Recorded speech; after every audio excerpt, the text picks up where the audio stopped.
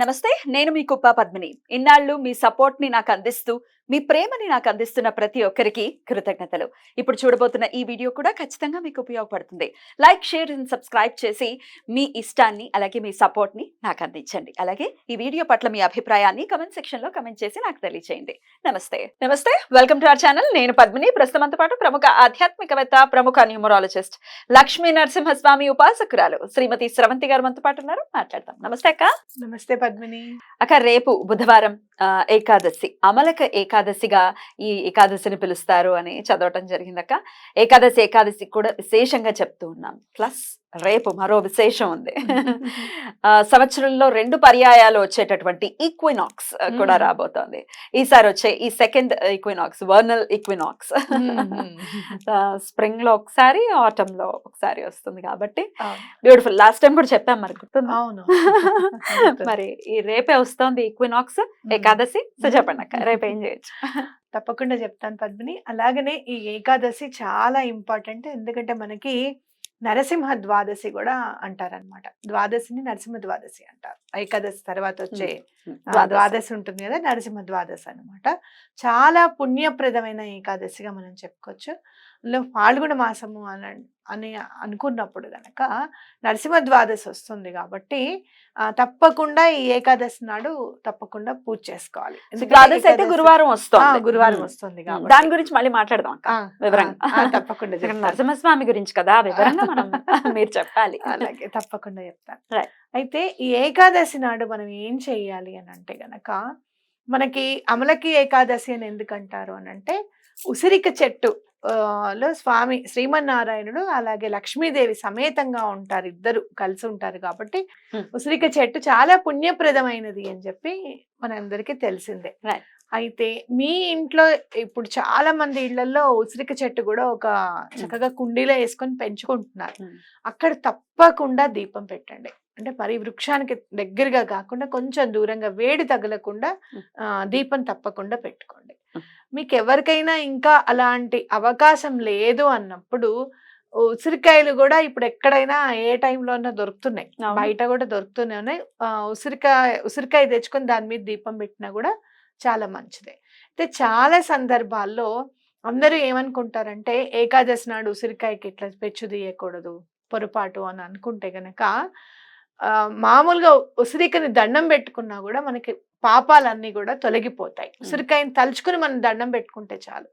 ఇలాంటి మహిమాన్వితమైనది ఉసిరికాయ అని అంటే మనందరికీ తెలిసిందే. ఎండిన ఉసిరికాయ ఆదిశంకరాచార్యులకి ఇస్తే మనందరికీ కూడా కనకదార స్తోత్రం వచ్చింది.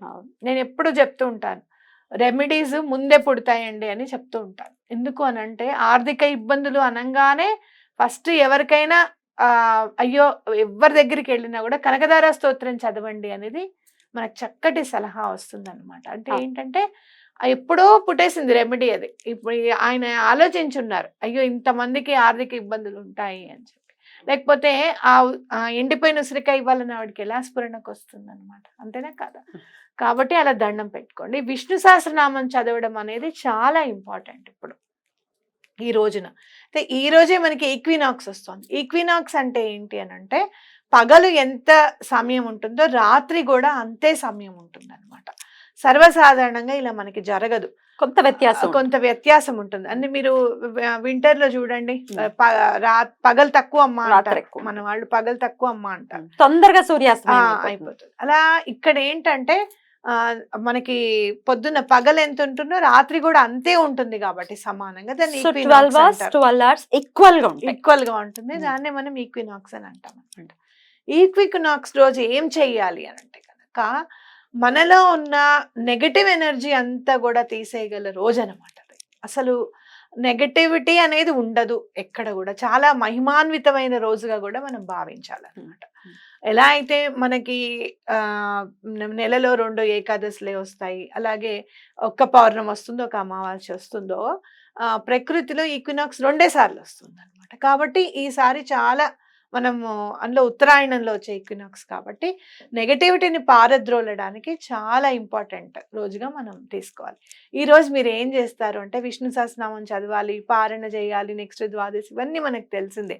సో మీరు ఏం చేస్తారు ప్రత్యేకంగా అంటే కళ్ళుప్పు తీసుకొని, అంటే రాళ్ళ ఉప్పు తీసుకొని నీళ్ళల్లో వేసి ఇల్లు తుడవడం అనేది చాలా ఇంపార్టెంట్. మీరు నెగటివిటీకి సంబంధించినవి ఏవేవైనా చేసుకోవచ్చు. అలాగే ధూపం వేయడం, ఇల్లంతా కూడా ధూపం వేయడం అనేది చాలా ఇంపార్టెంట్. మీరు ఏమైనా గుమ్మడికాయ మార్చాలనుకుంటున్నారు, ఇప్పుడున్న గుమ్మడికాయని తీసేసి కొత్త గుమ్మడికాయ పెట్టుకోవాలనుకుంటుంటే కూడా రేపు చాలా ఇంపార్టెంట్ అనమాట. అమావాస్యనే కదా రేపు చేసుకోవచ్చు. నెగటివిటీ అంతా తీసేస్తాంగా, కొత్తది పెడతాంగా మళ్ళీ. అంటే ఇప్పుడు వరకు ఉన్న నెగటివిటీ అంతా పోయినట్టు అనమాట. అలాగే మీరు ఏదైనా పటిక తీసుకొచ్చి ఇంట్లో పెట్టుకోవాలంటే కూడా రేపు చాలా మంచి రోజు. ఎలాంటి నెగటివిటీనైనా కూడా మొత్తం అబ్జార్బ్ చేస్తుంది పటిక. కాబట్టి పటిక కూడా పెట్టుకోండి. ఇలాంటివి చేసుకుంటూ వెళ్తే చాలా మంచిది. అయితే ఏ పని చేసినా ఈ కరములతోనే చేస్తాము, చేతులతోనే చేస్తాం కాబట్టి కొంచెం రాళ్ళు వేసుకొని చేతులు కూడా కడుక్కోండి.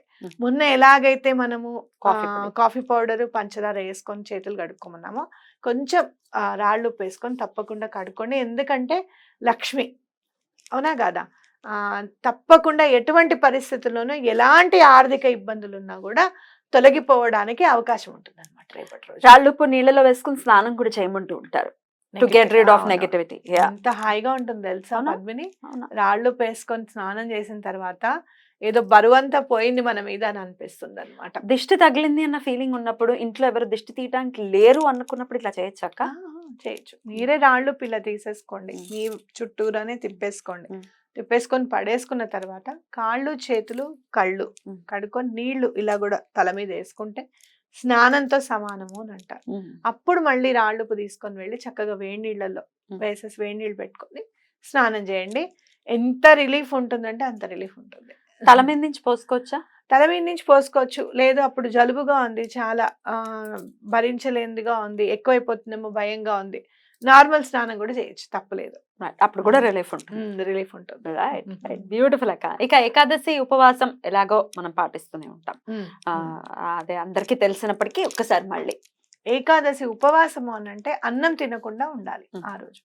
ఎందుకంటే ఎలాంటి పాపాలైనా కూడా అన్నాన్ని ఆశ్రయించి ఉంటాయట ఏకాదశి నాడు. కాబట్టి అన్నం తినకుండా మీరు ఏదైనా అస్సలు ఉండలేం మేము అనుకుంటే కనుక చపాతి అవి తిని ఉండొచ్చు. అలాగే ద్వాదశి నాడు పారణ చేసుకోవాలి. పారణ చేయాల్సిన టైంకి తప్పకుండా మంచినీళ్ళన్నా తాగాలి. అసలు యాక్చువల్గా అయితే మా ఇంట్లో అయితే అన్నం వండేసేవాళ్ళు ఆ టైంకి, ఎటువంటి పరిస్థితులను భోజనం చేయాలి, ఆ పారణ సమయం దాటి తింటే ఫలితం ఉండదు అని చెప్పేవారు అనమాట. కాబట్టి గబగబా లేచి వండేసుకునేవాళ్ళు. అలా కాకుండా మాకు ఆఫీస్లోకి వెళ్ళాలి, మాకు ఇబ్బంది ఉంటుంది, మేము లంచ్ టైంలోనే తినాలి, మాకు కుదరదు అనుకున్నప్పుడు మంచినీళ్ళన్నా తాగాలన్నమాట. అది ఏదో ఒకటి నవలటం అనేది ఖచ్చితంగా. ఏ పంచదార అయినా అట్లీస్ట్ నవలాలి. అవును, నమలకుండా కాదు. కొంతమంది వాటర్ తీసుకుంటారు, లేదు అంటే కొంతమంది అసలు మంచినీరు కూడా తాగకుండా ఉంటారు. ఏకాదశి కాదు కదా, అంటే కొంతమంది అలా నిష్ఠగా చేసే వాళ్ళు ఉన్నారు. అలా కాకపోయినా కూడా మీరు అన్నం తినకుండా అలా ముందుకు వెళ్ళిపోతే అది కూడా మంచిదే అని చెప్పుకోవచ్చు. రైట్ అక్క, బ్యూటిఫుల్ కాంబినేషన్ తో వస్తున్నటువంటి రోజుగా ఖచ్చితంగా చెప్పుకోవచ్చు అక్క. రేపు బుధవారం వస్తుంది కదా, ఎందుకు ఈక్వినాక్స్ లో మీరు స్పిరిచువాలిటీని చూస్తే గనక అర్ధనారీశ్వర తత్వము అనేది ప్రకృతిలో ఇమిడిపోయి ఉంటుంది అనమాట. ఈక్వినాక్స్ లో అంటే పగలు రాత్రి సమానం అని అంటే అక్కడ పార్వతీ పరమేశ్వరులు కూడా సమానంగా ఉన్నారు అని అర్థం అనమాట. అలాంటి రోజు ఎలాంటి కోరికైనా నెరవేరడానికి అవకాశం. ఎలాంటి కోరిక నెరవేరాలి, భగవంతుడిని మనం ఏం కోరిక అడగగలుగుతాం ధైర్యంగా, ధర్మబద్ధమైన కోరిక అయితేనే నాకు ఇది కావాలి అని గట్టిగా అడగలుగుతాం, అనే కదా. అలాంటి కోరికని తప్పకుండా అడగండి. మీ ఇళ్ళలో ఎవరికన్నా పెళ్లిళ్ళు అవ్వట్లేదు పిల్లలకి, లేకపోతే ఉద్యోగాలు రావడం లేదు, లేకపోతే ఆర్థిక ఇబ్బందులు తొలగట్లేదు, ఎంత సంపాదించినా కూడా ఖర్చు అయిపోతుంది, ఇలాంటి వాటన్నిటికీ కూడా రేపు తప్పకుండా స్వామికి దండం పెట్టుకుంటే తప్పకుండా ప్రకృతి వరం ఇచ్చే రోజు అనమాట. తప్పకుండా కోరిక నెరవేరుతుంది. అద్భుతం అక్క. రేపు దండం పెట్టుకోవడం కోసం అంటే ఈక్వినాక్స్ ఉంది కాబట్టి ప్రత్యేకించి ఏదైనా సమయం ఉందా ఈ టైంలో దండం పెట్టుకోండి అనడానికి? 11 11 పొద్దున పూట 11 గంటల 11 నిమిషాలు. అలాగే రాత్రి పూట కూడా 11 గంటల 11 నిమిషాలు. చాలా ఎందుకనంటే ఏకాదశి కదా, 11 కదా, అందుకని 11 గంటల 11 నిమిషాలు. ఈ 11 మేనిఫెస్టేషన్ అనేది అసలు జీవితంలో చాలా మంచి చేస్తుంది. మేనిఫెస్టేషన్ ఎలా చేసుకోవాలి చిన్నగా చెప్తాను. ఆ పని అయిపోయింది అని అనుకోవాలి, అవ్వాలి అని అడగకూడదు. మనం ఎప్పుడు కూడా ఈ పని అయిపోయింది, నాకు చాలా సంతోషంగా ఉంది, ఈ పని అంటే మళ్ళీ ఈ పని అనుకోకండి. మా అమ్మాయికి వివాహం అయిపోయింది, కుదిరిపోయింది, నాకు చాలా సంతోషంగా ఉంది. అలాగే మా అబ్బాయికి మంచి జాబ్ వచ్చింది, లేదు జాబ్ వచ్చింది వివాహం కావాలనుకుంటున్నారు, అయిపోయింది మా అబ్బాయికి వివాహం కుదిరింది, నాకు చాలా సంతోషంగా ఉంది యూనివర్స్ అని చెప్పి దండం పెట్టుకోండి. తప్పకుండా మీకు ఆ పని జరిగి తీరుతుంది. వారికే సంతానం కలగాలి అనుకుంటే సంతానం కలిగినట్టుగా, సంతానం ఎంత అందంగా ఉందో, ఎంత ఆరోగ్యంగా ఉందో ఊహించుకోవచ్చు. తప్పకుండా తప్పకుండా చేయండి. బ్యూటిఫుల్ అక్క.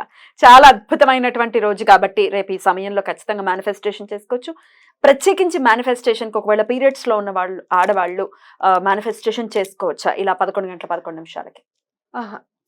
నెక్స్ట్ ఏకాదశికి ట్రై చేద్దాం. నెక్స్ట్ ఏకాదశికి మళ్ళీ ఈక్వినాక్స్ రావాలి అంటే ఇంకో 6 నెలలు వెయిట్ చేయాలి. లేదు అంటే గనక ఒకటి, మీరు ఎప్పుడైనా కూడా మనసు అనేది నిర్మలంగా ఉంది, ఎటువంటి బాధ అంటే మలినం అంటని మనస్సు ఉంటే మనకి చాలా బెటర్.